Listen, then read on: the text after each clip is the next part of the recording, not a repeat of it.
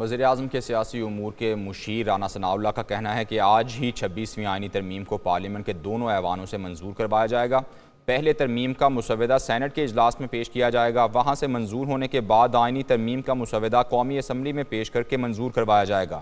رہنما نون لیگ نے کہا، مولانا فضل الرحمان کی سوچ اور کاوش کو سراہتے ہیں۔ میری ذاتی رائے ہے کہ تحریک انصاف نے متفق نہیں ہونا، تحریک انصاف پر یہ چیزیں اثر نہیں کرتی۔ تحریک انصاف والوں نے اڈیالہ میں کچھ اور باتیں کی، انہوں نے مولانا فضل الرحمان کے سامنے صرف بہانے کیے۔ جو مسودہ جو ہے وہ مولانا فضل الرحمان صاحب کے ساتھ فائنل ہوا ہے، اور وہی مسودہ جو ہے اس کے اوپر جو ہے وہ امینڈمنٹس ہوں، اور اسی مسودے کے اوپر جو ہے وہ کانسٹیٹیوشنل امینڈمنٹ ہوں کنسنسس کے ساتھ۔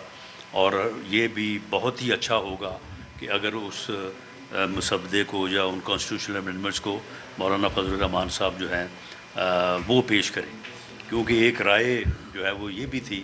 کہ اگر کوئی متفقہ مسودہ جو ہے وہ سامنے نہیں آتا تو پھر شاید جو گورنمنٹ کا اوریجنل مسودہ ہے تو پھر کچھ کیبنٹ میں یہ بھی رائے تھی کہ پھر اس کو جو ہے وہ آگے لایا جائے۔ لیکن زیادہ ہماری خواہش بھی یہی ہے، میں ذاتی طور پہ بھی جو ہے وہ اس مسودے کا حامی ہوں جو مسودہ مولانا فضل الرحمان صاحب سے کے ساتھ فائنل ہوا ہے، اور اسی کنسنسس سے مرتب ہونے والا جو مسودہ ہے وہی ملک کے لیے بھی بہتر ہے، قوم کے لیے بھی بہتر ہے۔ اور ہم سمجھتے ہیں کہ مولانا کل پی ٹی آئی کو جو ہے وہ لانے میں ہماری دعا ہے کہ وہ کامیاب ہو جائیں۔ ہماری اسیسمنٹ یہ ہے کہ شاید ان میں جو ہے وہ یہ چیز نہیں ہے، تو ان دونوں صورتوں میں پھر جو بھی صورت ہوگی تو اس کے مطابق کیبنٹ جو ہے وہ کل دوبارہ بیٹھے گی، اور کل دوبارہ پھر جو ہے مسودہ جو ہے اس کو فائنل کرے گی، اور اس کے مطابق جو ہے وہ پھر انشاءاللہ تعالی کل جو ہے یہ